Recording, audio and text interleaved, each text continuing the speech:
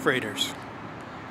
6 freighters anchored in the bay today, all facing south. The sky gasps open and the rain falls askew, almost absent-minded.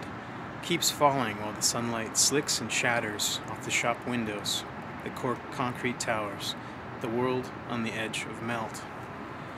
On the bus, you tell me how you fall in love with bus drivers, their hands, a list of fragments you desire. Then you confess that a poem you gave me is about my lips, my lover's hands, too. I confess to you that my lover's hands seem more like paws, like in Gorillas in the Mist. Wise hands. You and your lover have opened your relationship. For the length of the bus ride, you use manifesto words: experimental, counterculture, radical, anti-oppressive. After the bus, the hands, you stop outside the Vogue Theater and are suddenly entranced by the sidewalk, the montage of clear glass blocks embedded out front. And while you are looking down, I look up across the street, and I point out to you what I see. Through steamed-up glazed windows, the silhouettes of ballet dancers stretch and spin in the third-story window. And we both stand in the rain and cannot move, because it smells of grace, random and ripe and taut all at once. I tell you that my lover and I are trying to keep a closed relationship, that with so many gay couples arguing for openness and liberation, it seems radical to stay monogamous. And I wonder, I ask you, why you get to use words like open, and I'm left with words like closed. We are going to buy de Sade's Justine, a copy for each of us, because we are both going to read it, a form of flirting. The day after we buy the Justines, we are walking along the bay. I ask that we walk on the sand, because my lover has told me not to. It's his job to sweep the apartment, and he hates it when I track in sand. Out on the bay, 8 freighters face north. I tell you that what I miss most about being single are the threesomes. Touristing in their beds, mapped with hands and ardor, keys and shoes waiting at the door. When the wind changes, suddenly blows from the mountains, not the water, and brings thunder in those tropical showers. All the Queenie boys who've done their hair just right and haven't brought their new raincoats have to laugh off their disarray, shaking off and scattering raindrops on the coffeehouse floor. Cavalier, almost butch. Necessity is the butch of invention. At our table, looking out at the rain, I want to ask you to dance, shunt my chin against your neck, a close waltz saying it'll be all right. It being that we're in relationships where we ordered chocolate shake at the drive-thru window, but the woman keeps saying through the speaker, onion rings, and we repeat, chocolate, and she repeats, onion rings. And there's only one road out of there, and she only has onion rings, and we don't feel heard. Analogies are always disappointing.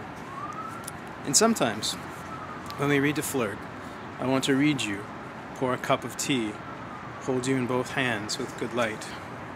And I won't even mind when my coat of mine slips away and back, reading the same line, a fragment of you held against the roof of my mouth to ward off, then a fragment of you held over and over.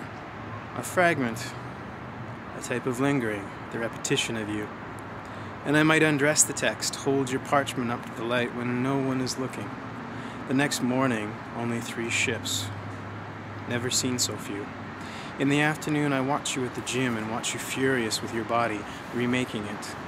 Me and the shrinking others, caught in the mirrors on all sides, watching. I leave the gym thinking about your fidget fingers in the cafe the night before, the way you fingered the pages, then turned them brusque and final. Later, you tell me how that man at the gym with the chewed, ragged fingers and thin mouth took you home and dragged teeth up your ribs, punctuation bruises. How you staggered home in the rain, the city rife with looks and accusations. The city, towers with looks now, windows turned to face you, misreading the muscles ridged along your lateral plane, torqued and tantalus. You start to chew your fingers through the smile, thinning. And I feel Tupperwared compared to you. And I wonder if that's true. Why closed, not open? I told you once how I feel drawn to the freighters in the harbor, how they turn, synchronize swimmers with the tide changes. All facing south, all facing north, all with their backs to us as though to leave, but hunkered back, still anchored, suspended in motion.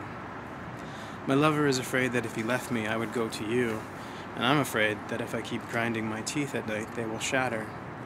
The worst thing in the world, to be here without a grin to bear it.